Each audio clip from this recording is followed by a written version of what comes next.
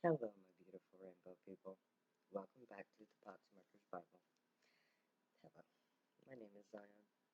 I'm the author of the Potsmaker's Bible, which contains the prophetic book of Zion, where I get my name and authority. It comes from the Ketuvim, or Old Testament of the Hebrew Bible, what they call the Torah or Ketuvim. However, I use the King James Version of the Christian Bible to put together the prophecy of Israel from the scattered testimony of the various Old Testament prophets. It became the Book of Zion, and I found contained within it a set of instructions that I was uniquely qualified to undertake. So I did. And the last thing on my to-do list was to publish peace, which I have been doing for the last year here on YouTube and social media. I've been doing so by reading to you from the unpublished manuscripts that I have written, and by doing several different programs along with it. And today, I'm reading to you from the 29th chapter of the Potsmaker's Bible. It doesn't have a corresponding chapter from the Book of Zion, because that was finished in the 26th chapter, I believe. 27th chapter. And we've moved on to the concluding chapters. This chapter is called Judgment. And I have been talking about Donald J. Trump because he was put into power to be the example of what you should not do and who you should not be. So I'm going to take up where I left off yesterday and talk more about the infamous Donald J. Trump. It goes like this. He feels empowered, like a god. He already has a Messiah complex. Now, I have a Zion complex too. I'll be the first one to admit that. He believes that he can do whatever he pleases, and he's just getting started. It's February 9th, 2020.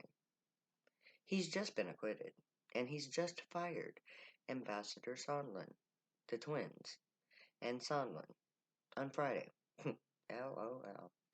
What will the next 4 months bring? What will the God of America do now that his faithful Christians are at his beck and call? I wish him well. May he have everything he desires. May he feel free to be his true self, no longer chained by the laws of the Constitution, the Bible, or knowledge. Let Trump be his true inner self for all the world to see, because that is what he truly wants.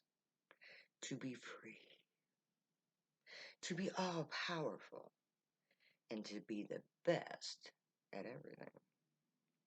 May Trump have his truest heart's desire. LOL. Being that I am Zion, I know that the current Christian-controlled matrix, which dominates the electromagnetic field, now, I know that it exists. I tried to push Trump and Melania apart. I just reconciled them. My Zionite matrix isn't yet powerful enough to control the outcome of the Christian society that we live in. So I'm using the flaws of that matrix to collapse it. By blessing Trump as I have used the will of his followers to empower his basest instincts. I used my new matrix to agree with the old. I'm not working against the grid. I'm using the grid to do for me what it already wants to do. Empower Trump. So I'm using his own power base to allow him to do for me what he truly wants to do in the first place. So, by blessing Trump, I give us all what we want. Trump gets unlimited authority to do whatever he wants, whenever he wants, to whomever he wants, without regard to conscience. And for his own true intent, he no longer has to worry about any other authority. As president, he can do anything he wants. The Senate just provided that almost to a vote. So, Trump is the only authority in America. The Christians who empower him think that they will get what they want. A Christian nation, run by Christians for Christians and excluding all others. But they are a dying breed. Their attendance gets smaller and smaller. America has many religions. The Christians are desperate to keep in power. Now, Trump is their desperate measure.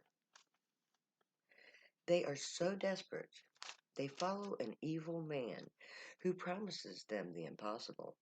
Then he does the exact opposite. Case in point, the black vote. Trump won the last election because he catered to his white base. He treats white supremacists as allies, his bikers, police, and soldiers of ill repute. Now, he's looking for the black vote. His State of the Union had black voters written all over it. He thinks he needs the blacks to vote for him. How are his white supremacists going to feel about his catering to the blacks they despise? He can't have it both the white supremacist vote and the black vote. The whites won't vote for Trump if he starts treating black people this election the same way he treats them. They hate people of color. They voted for Trump because he championed their cause. If the white supremacists turn on Trump, one of them will kill him. They don't mess around. He has already threatened America with their hidden ha-ha support. His policemen, soldiers, and bikers, but he walks a thin line with them. If he ever pisses them off, he's done. They will kill him, or try.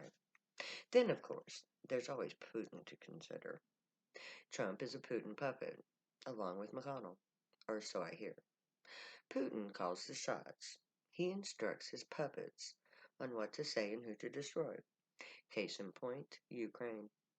Why Ukraine? Because Putin wants the Ukraine. So, bribe them, then refused aid. Voila! Ukraine handed to Russia on a silver platter. Classic maneuver. Use your enemy to undermine your target, then overpower both. Nice try, Putin, but the good Americans won out, and Ukraine has not only what Obama gave them, but what Trump had meant to dangle in front of Vlad to entice him into corrupting himself, thus ensuring his downfall. LOL, backfired on you both. Now Ukraine is stronger than ever. Trump thinks Putin is his friend and mentor. LOL, Putin. Trump is a puppet ruler whose strings are in Putin's hands. The U.S. has no hold on Trump, but Putin does. So, just about the time Trump thinks he's more powerful than Putin, Trump is done. Trump will begin to think he no longer needs Putin. Then, Trump will learn the hard truth. Putin will probably be Trump's undoing. Putin has, after all, the key to his victory. Without Hillary's emails, Trump would never have stood a chance. When Putin turns on Trump, watch out. Trump is in for a mighty fall from power. Putin will see to it. And as for the black vote, his record of racial bias is going to make some black voters beyond him. He may cater to a few black people, but overall, most black people see him as a racist who has never seen them as equal. So, good luck on that. Polls show that suburban housewives hate Trump. These mothers of America see Trump as a very bad example for their children. His language alone offends them. His conduct in the past towards women appalls them. They find him base and amoral. They see him as he truly is. He lost them. I can see him. I can't see him getting those votes back. That leaves the younger voters, the minority vote, other than black, the other religious blocks like Muslims and the non-voters, the Zionites and under the independent voter and the Democratic Party. He won't get very many of these votes, and together they make up a huge number of votes. However, not many of those people chose to vote. If enough of these vote and vote against Trump, he will lose the 2020 election. Our elections give us two choices to choose from, Republican or Democrat. But only 56% of America belongs to those parties. 41% identify as independent. I am one. So we choose between two candidates from the two majority parties. That means that it's not the Republicans or the Democrats that choose who rules. It's everyone else. Neither party has a majority of members, 28% to 28%. That means that Trump's base isn't real. It's canceled out by the equal Democratic vote.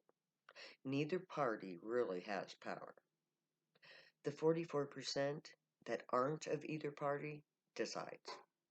So, say if all of the independents voted for Nancy Pelosi or Mitt Romney, she would be our next president. Mitt would be her vice president. This would be a real good way to repair America's both parties would be represented. Oh well.